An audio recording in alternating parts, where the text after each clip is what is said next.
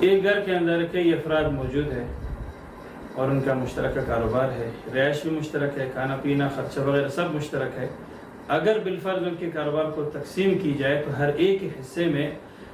نصاب کے بقدر مالیت آ جاتی ہے، تو کیا سب پر قربانی واجب ہے یا ایک جانور سب کی جانب سے کافی ہے؟ تو اس میں صحیح مسئلہ یہ ہے کہ ہر صاحب نصاب پر الگ قربانی واجب ہے، ایک چھوٹا جانور سب کی جانب سے کافی نہیں۔ اور اس کی دلیل حضرت نبی اکرم صلی اللہ علیہ وسلم کا ارشاد ہے کہ جس کو قربانی کرنے کی طاقت ہے پھر بھی قربانی نہیں کرتا تو ہمارے عیدگاہ کے قریب نہ آ جائے۔ اور نبی اکرم صلی اللہ علیہ وسلم کا عمل مبارک بھی اس پر موجود ہے، وہ ہر سال خود قربانی کرتے تھے،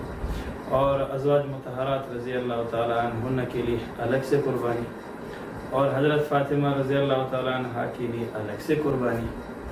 اور روایات سے یہ بھی ثابت ہے کہ بڑے جانور میں زیادہ سے زیادہ 7 آدمی شریک ہو سکتے ہیں۔ تو اس تحدید کا مطلب یہ ہے کہ قربانی کی بنیاد نصاب پر ہے، اس میں خرچہ کے مشترک ہونے کی کوئی بات نہیں ہے، اس میں رائش کے مشترک ہونے کی کوئی بات نہیں ہے۔ لہٰذا اگر مشترک طور پر 4 بھائی 5 بھائی کاروبار کرتے ہوں، اکٹھے رہتے ہوں، خرچہ بھی مشترک ہو، پھر بھی اگر ہر ایک نصاب کا مالک بن رہا ہو تو الگ الگ ان پر قربانی واجب ہے، ایک قربانی سب کی طرف سے کافی نہیں۔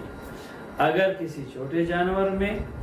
بہت سارے لوگوں کی نیت کی، 2 بندوں کی، 3 کی، 4 کی، تو پھر کسی کی قربانی نہیں ہوگی، اس لیے کہ چھوٹا جانور ایک کی جانب سے ہوتا ہے۔ اور بعض لوگ کہتے ہیں کہ نہیں جی، ترمذی شریف میں روایت ہے، حضرت ابو ایوب انصاری رضی اللہ تعالیٰ عنہ فرماتے ہیں، جب اس سے عطا بن یسار رحمہ اللہ تعالیٰ نے سوال کیا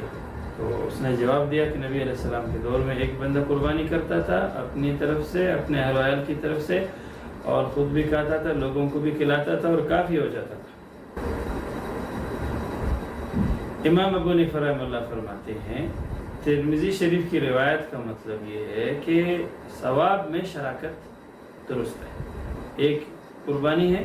بہت سے لوگوں کو اس کا ثواب بخش دے، اس میں کوئی حرج نہیں۔ باقی واجب قربانی وہ ایک کی طرف سے ہو۔